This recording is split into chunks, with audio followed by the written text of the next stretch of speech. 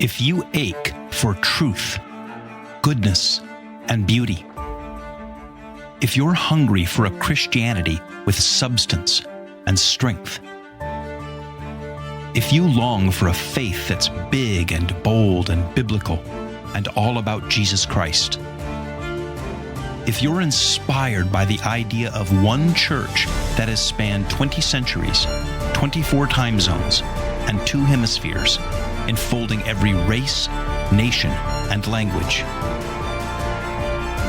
then you're considering Catholicism.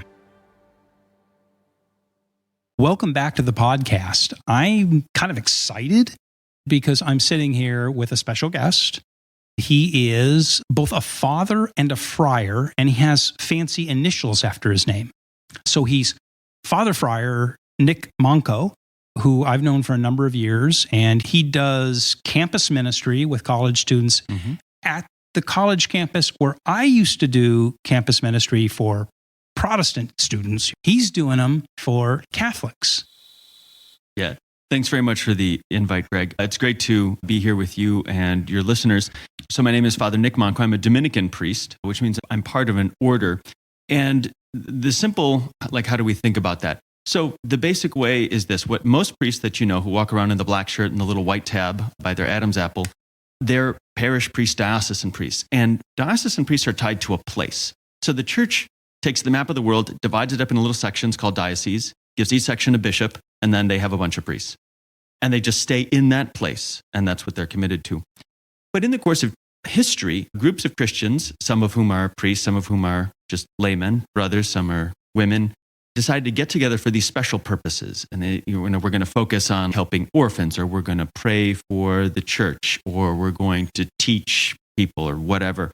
And so you get these different groups of people who are organized and sometimes cross diocesan boundaries to serve a special mission. So the Dominicans were founded 800 years ago in the midst of the 13th century in order to not only preach against the heresies of the day, but also to do that in an intelligent way. To give the real contribution of the Dominicans was study as a key part of the vocation of priestly life and of preaching, because a lot of priests in that day weren't allowed to preach because they didn't know anything. So they could read a sermon from the church fathers, but they weren't allowed to give one because there's a good chance they'd create a heresy and that just causes problems. And it was like, enough of that, just read this.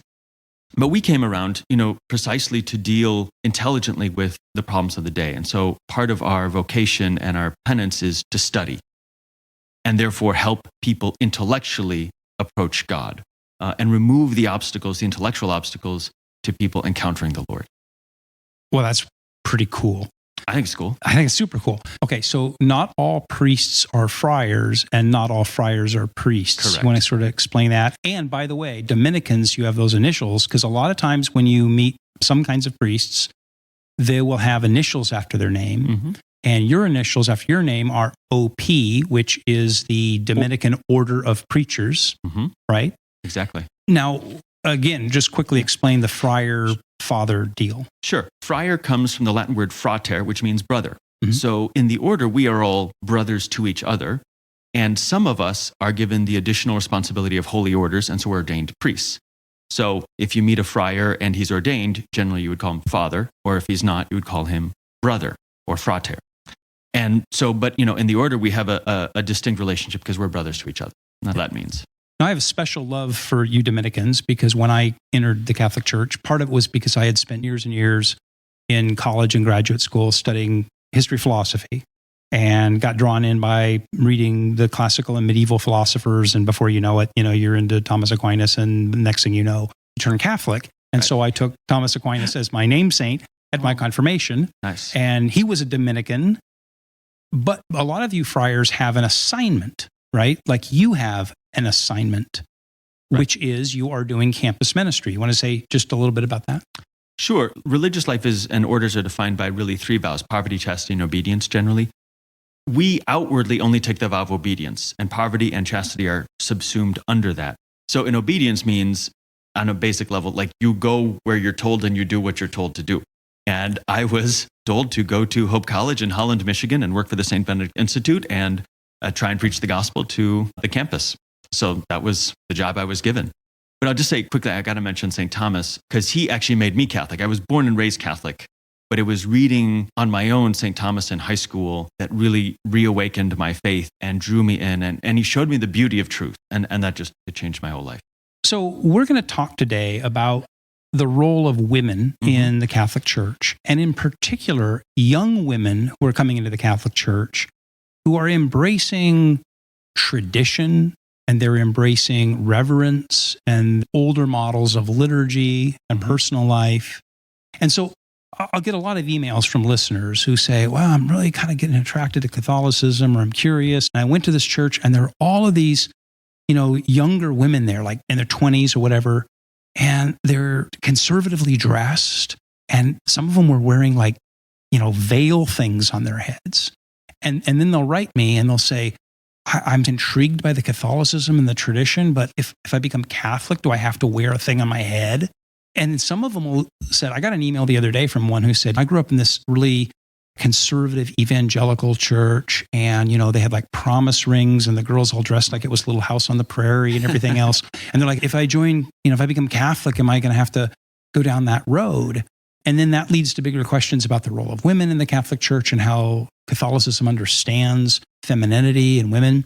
And the reason I wanted to have you come on and talk about this is that the ministry that you have at Hope College has a lot of young women, Gen Y women, and a lot of them are embracing those kinds of traditional expressions of the faith. And so I thought you would be a great, person to come on and talk about that and why they do that and the role of women in Catholicism and, et cetera, et cetera. But in the spirit of Thomas Aquinas, let's do this inductively rather than deductively. So instead of talking about women in general and then getting out of the chapel veil, let's jump to the part that, they all want to know, which is, why are they wearing a cloth on their head? And do they have to do it if they become Catholic? Yeah. So it's a really interesting thing. And I think the first thing is to make this important distinction, which Dominicans like to do, make distinctions between kind of the faith considered absolutely, and then what are the cultural expressions of that. And so the chapel veil thing, just, historically, I mean, it goes back to scripture and the ancient practice and not just Jewish, but in the ancient world, veiling and all this sort of thing, and could be a sign of various things. The color of the veil, would also be culturally significant and, related to modesty, but also related to the relationship of men and women. Was a woman, married, and that might affect the color of the veil or this or that. So there's a lot of different sort of cultural things sort of involved there. And it's been interesting to me personally, and I will confess it's at times a bit of a mystery because I've never talked about chapel veils or the significance of it or the meaning or the importance. But what I've just observed amongst these young women is that as they get more into their faith, they tend to be drawn to that, and sometimes drawn, but also kind of ugh.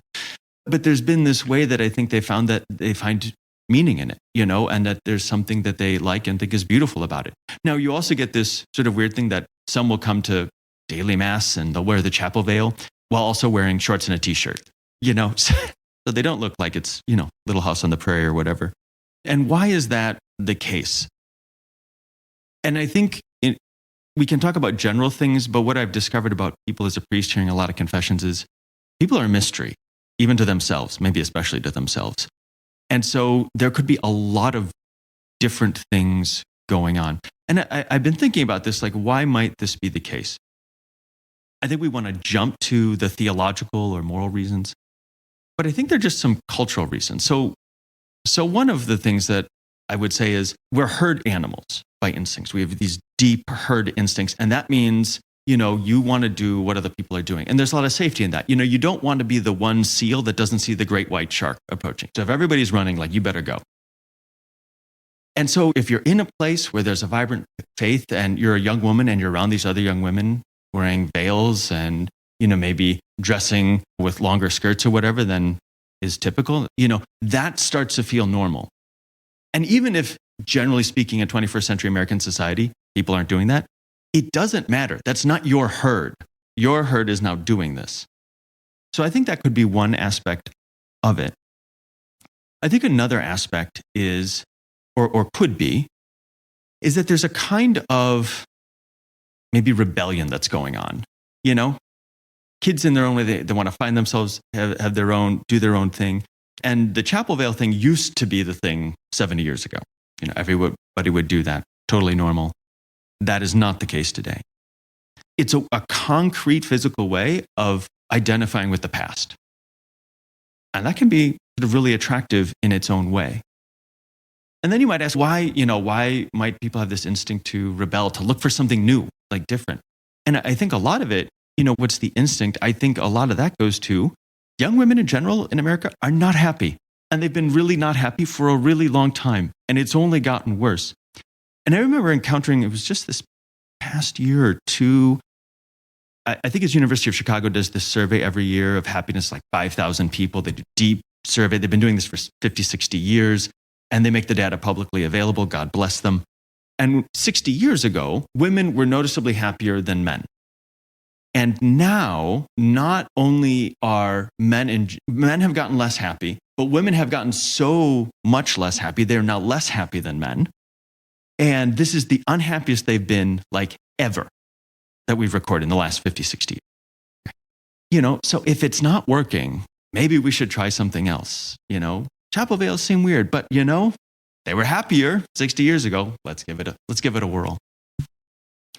And then I think part of it too, so those are like the sociological reasons, but just sort of, it's mentioned in scripture, so let's just try this practice. It might be like fasting, like it might seem weird.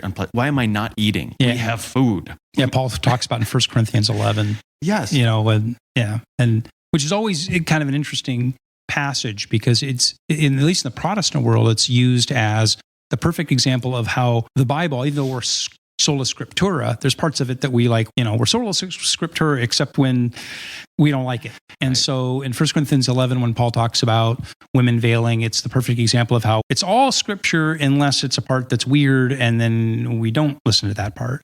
And it's usually identified as a cultural thing that isn't binding today. But it always seems when you read that passage in 1 Corinthians 11 that Paul may be talking about something that was going on particularly in Asia Minor at the moment, but he draws it, as Paul often does, draws it back to bigger principles. Right. And he's connecting it like sort of inductively to those bigger things. Right. And so, the question that I get asked a lot is, what is the logic behind it? Is there, I hear what you're saying, is there a theological, what does it mean? What's its significance? So I think, what Paul is talking about is fundamentally the relationship of men and women in marriage, and that there's this dynamic of the man and woman being united, but they're not exactly the same, and so you see this in other places. So he'll talk about, be mutually submissive to one another. So it's a common command. And then he talks about that sort of different, and the wife sort of being obedient to the husband as the church is obedient to Christ. And then on the flip side, that the man, like Jesus, has to lay down his life, for the wife, the church, And so there's this mutual love, but it's different. There's a different kind of model for each. And I think a lot of young women these days are not opposed to that idea. And this goes to like sort of a much larger point in the modern world. And I think we've been in this water for centuries and we don't even realize it's there. But I read a really interesting book called The End of Woman by Carrie Gress. And at the outset, she says, I was going to study feminism. And her assumption was early feminism, good, don't beat your wife, give them the right to vote, that kind of thing. And then it went bad with second wave feminism and you got, the free love and all this chaos. And then she studied the history and she said, I was totally wrong. And she goes back to the very beginning, Mary Wollstonecraft, and then her daughter, Mary Shelley. And she says, from the very get-go, this modern brand of feminism looked at men and women as kind of enemies in a sense, and also family and children as sort of the enemies of happiness. You're tied down, you have obligations, and this is what prevents women from being happy. It was also, interestingly, from the get-go, anti-hierarchical and anti-Christian. Like explicitly, like all these people in the early movement were involved in the occult and all this sort of like voodoo nonsense. And we don't appreciate it because we think, early feminism, don't beat your wife. Okay, I support that, but that's not the case. We've been living in this conception of men and women as antagonistic. But if you go back literally to the first page of scripture, there's this idea, God made man in his own image, male and female, he created them. And then you turn to the next page, and then you have man being put to sleep and Eve coming out. Oh, a helpmate, bone of my bone, flesh of my flesh, And so there's this equality, this companionship. And that's not a modern imposition on the text. Augustine and Aquinas, when looking at Genesis 2, will say, why is Eve made out of a rib? And they say, she's not made out of Adam's head because she's not his superior, and she's not made from his feet because she's not his inferior. There's an equality there. And I think that's the notion, and so that we don't have to be and shouldn't be antagonistic, is, I think, something that modern women are really open to, or the young devout Catholic women that I see. Okay. Want. I mean, these are fantastic points, man. You're nailing it. But I feel like we're circling the airfield without landing the plane on why a veil on the head during Mass. That's one of the things they're curious about. I mean, is it a unique expression of femininity? They're not expected to walk around with a veil on their head like a Muslim woman all the time. Mm-hmm. It's just during Mass and before the real presence of the Eucharist. Mm-hmm. And so part of it is a feminine expression of respect before the real presence of in the Eucharist. Is that something that registers? Yeah, I think it's actually connected to, when you think of a lot of modern women who are not into this sort of like deep, sort of more traditional kind of thing, but then you watch them get married. And I've heard this from other people, that you have these sort of very modern, emancipated, free women. But when it comes to their wedding day, it's like, I want to wear a veil and I want daddy to give me away. And what does the veil, symbolize? It's this submission under father's headship, and then that gets transferred to the husband. So the father literally hands off daughter and lifts the veil. I think it's maybe just more a fact to be observed and accepted than, to try to think of an explanation. I think there's just maybe something about women that they want that kind of relationship, that there's something good about that. And especially when you have a good father and a good husband, I think kids want to have a good relationship with their parents. Daughters want to have a good relationship with their father. They want to have a good relationship with their husband. And there's an instinct, despite original sin, there's this instinct for the beautiful that could be. If you want to drive baby boomers insane, have them see young women coming in wearing chapel veils. So it's interesting because I look at the reactions that I'll get from emails or whatever, and you'll have the young women are like, I see this and I don't know about it, but I'm weirdly drawn to it. Like you were saying, it's sort of the herd thing. It's almost, it's kind of an accessory that I could get, and I could kind of be a part of. I mean, I don't mean that in a flippant way, but I can kind of express my Catholicism. And in a sense, it's, I don't want to say a virtue signal, but it's a signal. It's a badge. It's a way to signal that you're saying yes to tradition, to the continuity, to the church of 20 centuries and 24 time zones and all that. But the same thing that to the young woman looks sort of intriguing. Oh, I don't know, but I'm kind of intrigued by it. Yeah. Drives baby boomer women insane. And actually, they're angry that these young women are showing up to Mass, coming in here and wearing this. So talk a little bit about that generational divide in the Catholic Church, especially in America and Europe over the last, 50, 60 years, because that's kind of at the root of some of this. Whereas a new generation that's growing up and saying, hey, we lost something 50, 60, 70 years ago, and we want to reclaim it because we've grown up in this horrible, secularized, postmodern, whatever it is, world that we live in, where there's no meaning, there's no continuity, there's no significance, there's no sense of life, and we're trying to reclaim it, but you've got these aging baby boomers trying to cling to. So 2 points I want to make. The first is about meaning. You use that word, they want meaning. And I think one of the things to realize is that in the modern world we live in, rarely do clothes have meaning. Now my clothes, I'm wearing this 13th century. Let me point this out. So Father Nick is wearing like these white robes. You can explain them, but it's super weird. Like when he pulls up in the parking lot and walks in, people across the street like, what's going on? Is it, I think you told me a story once that when you first got to campus, somebody called like the campus 911 security and said there's like a KKK guy walking around on campus. No, that's a famous, nationally known incident from the University of Indiana, Bloomington, where one of my Dominican brothers was there, either as a young priest or as a student intern. And at the time, Drudge Report was one of the most viewed websites in the world. And he was the above the fold picture story on Drudge Report because he had gone to get frozen yogurt with some students at this place. And somebody freaked out and called security and said, there's a KKK person on campus with a whip. It was the rosary. That's right. And so there was like this, international incident, dorms went on lockdown. And it was really funny. I mean, it's this moment of, it makes you realize, wow, people don't actually know. They don't have any exposure. But your point about significance to clothing, and right, which is because we are an incarnational faith, right? Why don't you just explain your habit and then explain how, we've lost that? Sure. I mean, in one sense, it would be the ordinary garb of the 13th century with some additions. So you have an ordinary tunic, which is just, think of a long white dress with sleeves, and you put a belt on, and that would be common dress for men in the 13th century. And then you put the scapular, which is this long rectangular white thing with a hole in the middle where your head goes. And that's the sign of religious life. That used to be the only part of the habit that was blessed, but it was the sign that, you are a servant then, the church. And then there's a hood, practically speaking, keep you warm. And then there's a black cape and a black hoodie that also go with it. And it was a sign of penance, but it was also to keep you warm in chapels in Europe where there's no heating in the 13th century. And even though life has changed a lot, we still wear the same thing. It's basically the same habit as 800 years ago. And at your side, you have a very long rosary, not like the little ones that most of us have in our pocket. It's like 20 decades. It's like a whip, like a bullwhip, like Indiana Jones at his side, right? Right. And so it's very visible. But that's the thing in my life. It's a constant reminder of, who I am and what I'm called to, and also a reminder and an invitation to others.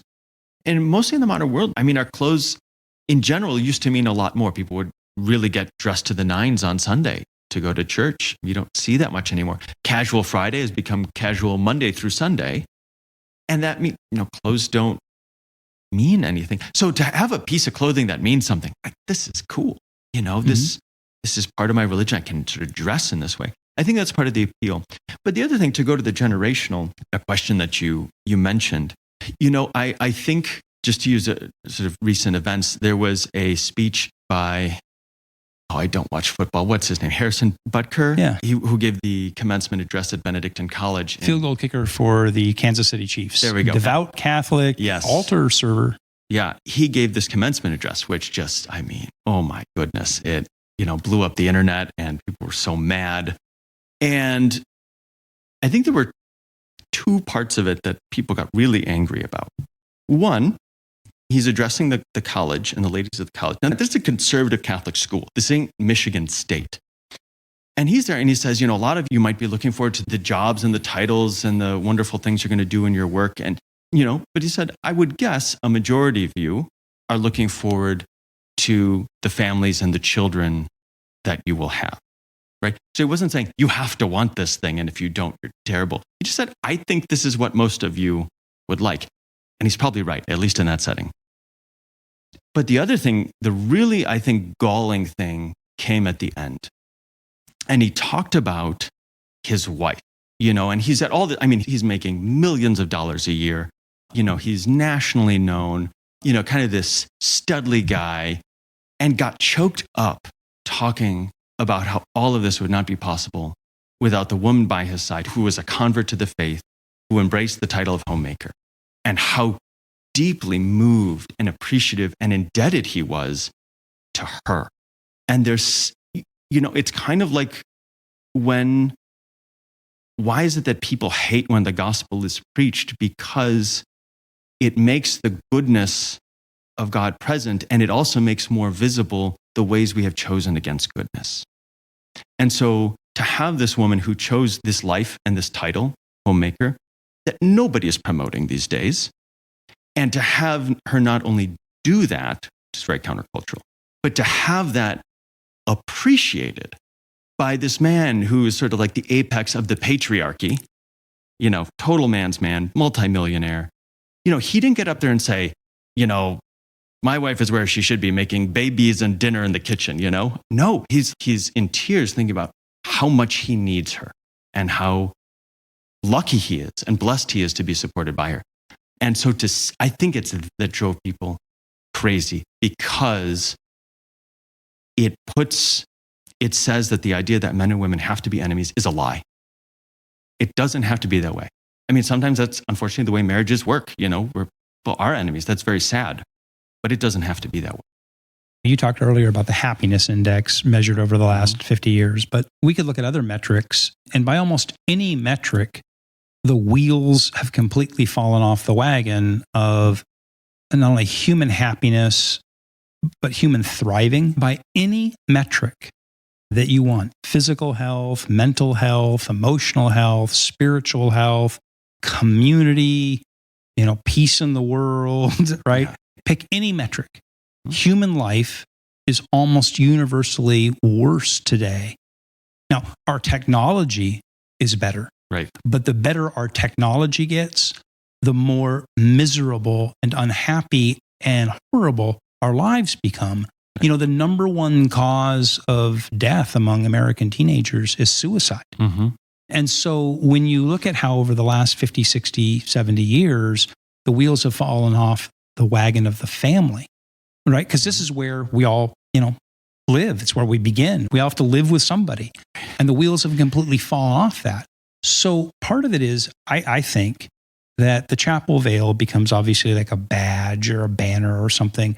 But what it is, in some sense, it's flying a flag. It's an indictment against the social engineering project of the last 50, 60 years, which is to not only to deconstruct the relationship between men and women, but to deconstruct the human person, mm-hmm. to deconstruct the family, to deconstruct the society, to deconstruct the church. Mm-hmm. And that social engineering project, which in its effects has been a giant flop. There's a young generation that's growing up and says, we didn't experience the 70s as a time of liberation, right? That was long before we were born. What we knew is we just grew up in a time where there was unrest, COVID, lockdowns, drugs, pornography on our phones, everything else. Mm-hmm. Nothing matters. Nothing means anything. Everybody around me is on Adderall or killing themselves. Right. Right?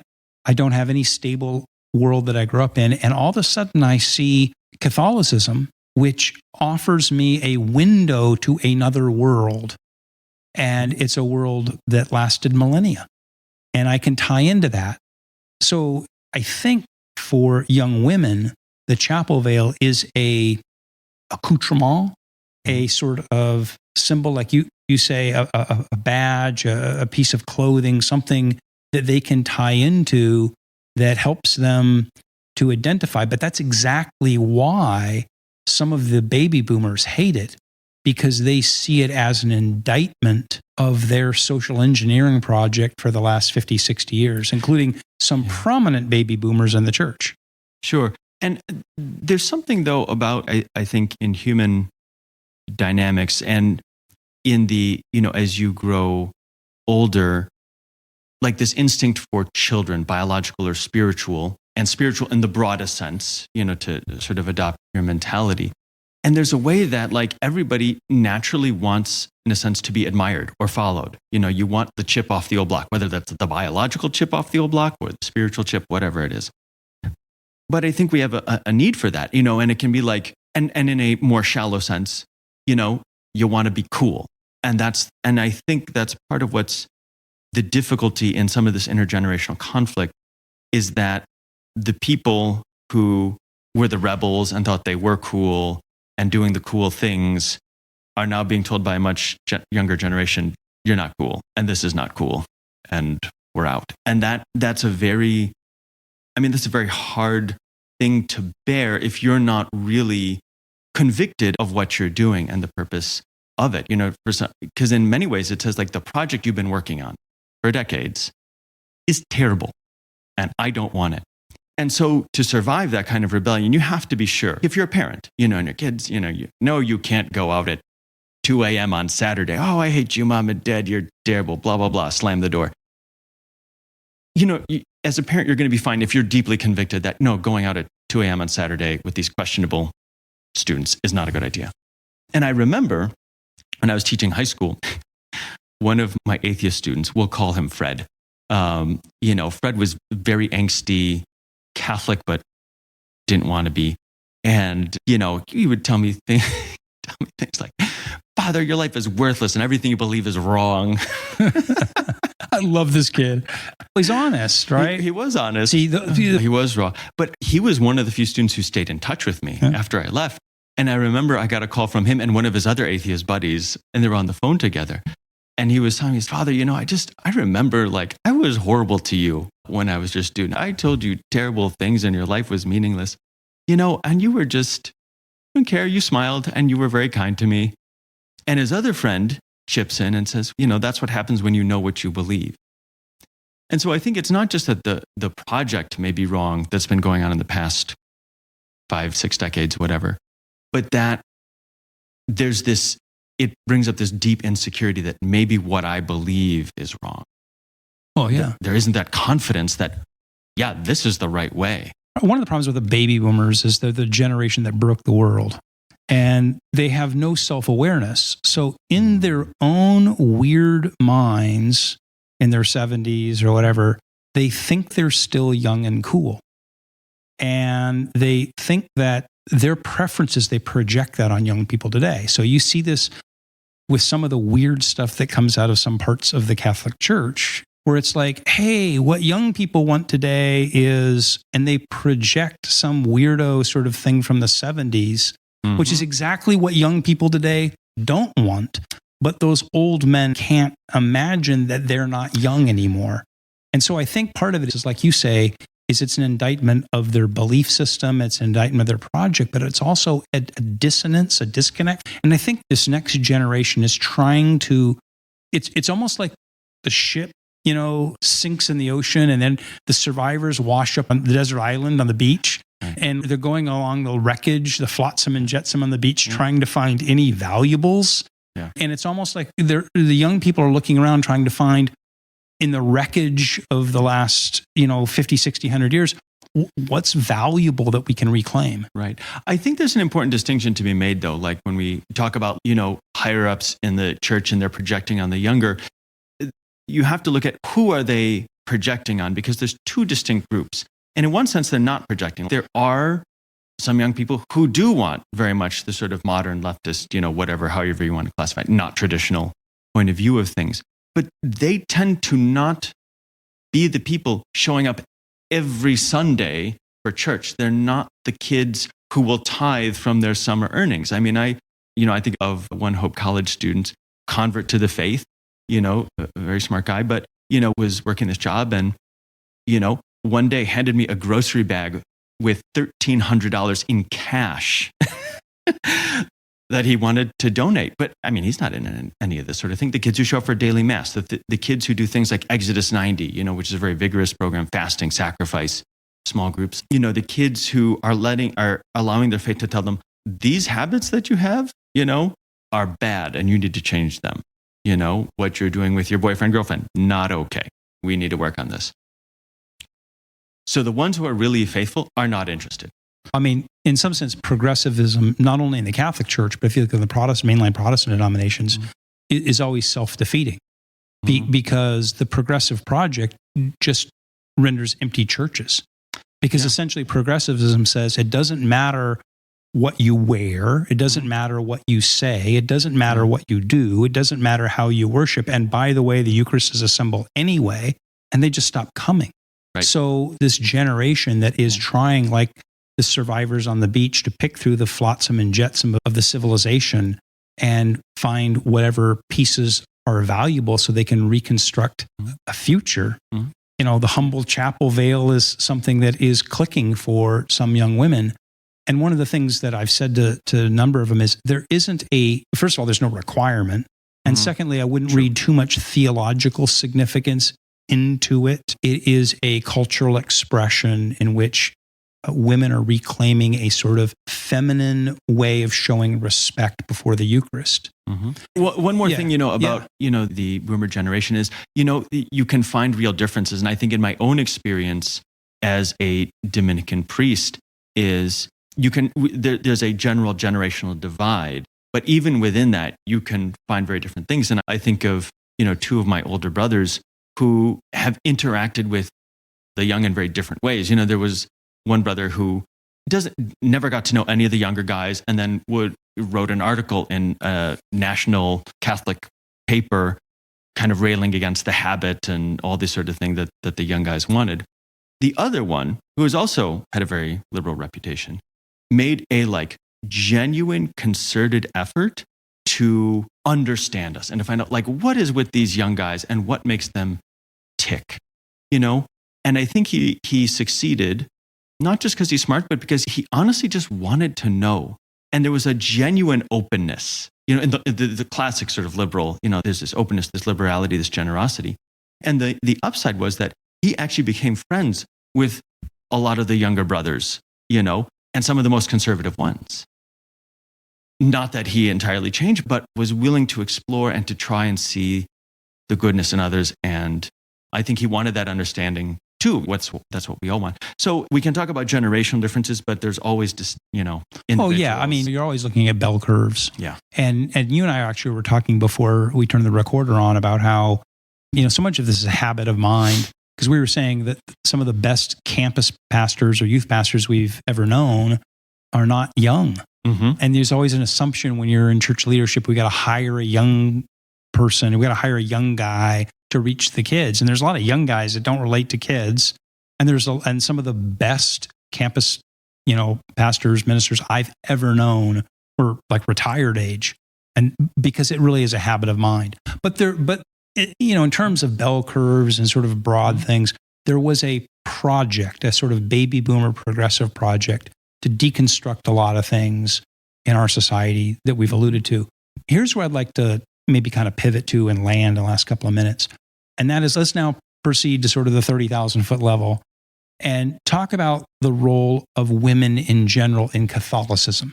I mean, how does Catholicism understand who women are? Because one of the raps is that Catholicism, especially traditional Catholicism, represses women. And it was exactly that first wave feminism, reacted against. And post-Vatican, II, it was like, oh my gosh, the women are all repressed. They have to wear chapel veils. Right. And, they have to cook, Sunday dinner after Mass, and they have to do this. So when you look at that, and I'm talking to a guy who's wearing a habit from, 800 years ago, when we look at the broad stroke of Catholicism over the millennia, it's not the case that Catholicism was repressive of women, because in a lot of ways in the ancient world, it was the thing that liberated women. Yes. In the Greco-Roman world. It preserved women in the Middle Ages when your order was founded, because if you look at the Germanic tribes and the barbarian tribes around them, Catholicism held up women as an ideal. So talk just a little bit about how Catholicism sees women and the value of women. Yeah, that's a good question. I think maybe a good thing to focus on is actually the idea of glory. We're speaking today, it's on the eve of the Assumption of Mary, her glorious ascension into heaven and her crowning as Queen of heaven and earth. And I think, when you think about what is Christianity about, it's that God became man, that man might become God. And so when you look at men and women, their purpose in life is to be filled with the glory of God. And, that's something that you see in Scripture, male and female. You see it in the church's wedding liturgy and some of the prayers. There's this sense of equality, and it says specifically, actually, in the nuptial blessing, the man respecting the wife as his equal and co-heir, to the life of Christ and the life of glory. That is the ultimate purpose. And as soon as you lose sight of that, you're not going to sort of understand the Christian conception of things. Now, Christianity doesn't abolish marriage. It's a natural institution. It belongs to every religion in the world, marriage. But the idea in the Christian sense is that in the fulfilling of the basic duties of marriage, you do that with the charity of Christ and this mutual love of Christ and his church. And you see in those kind of good marriages, you see this sort of harmonious, beautiful, the glory of God shining through. And hopefully that leads to an eternal friendship, between the husband and wife. And so marriage doesn't exist in heaven, but that love hopefully stays. And I think as it is really that thing, and that sounds, very pious and, pie in the sky and sort of thing, but it's really practical. You mentioned the ancient world. The glory of Rome was power and conquest, and ladies were not so good at that. There were no legions of women.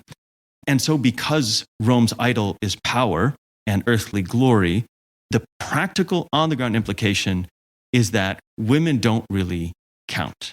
The man, as paterfamilias, the father of the family, has life and death power over his wife, over his children, over his slaves, and they are there, in a sense, for his pleasure. So when we talk about like the glory of Mary and the glory of being a Christian woman and the glory of a Christian wife, like that has profound practical, political, in the house implications. And I think when you look at someone like Harrison Butker, he is someone who recognized that the glory in what his wife is doing. And in a very practical way, she's appreciated. So her reality is different because of this vast Christian conception that the role of women is glorious and important. I mean, you talk about the fireworks finale, the glory of women, and let's just land it on that. That was pretty cool. So, Father, thanks for being here. And I hope you'll come and join us again, because I know that there's going to be all kinds of people around the world that are going to want to hear you share again your perspective. And so I hope you'll join us back on the podcast again. And for all of you who are out there, thanks for joining us. Would you please rate and review the podcast? That really helps us climb up in the algorithms and all that sort of stuff so that we become more visible on Spotify and Apple and whatnot. And leave a review. Go to our website, which is consideringcatholicism.com. You can send us an email with your questions or your comments or just to share your story, consideringcatholicism@gmail.com. And if you can contribute to this ministry, we'd sure appreciate it. You can hit the donation link in the show notes or on the website. And once again, Father, I know you've got to get back to your ministry, but thank you for joining us. Thanks so much, Greg. Appreciate it.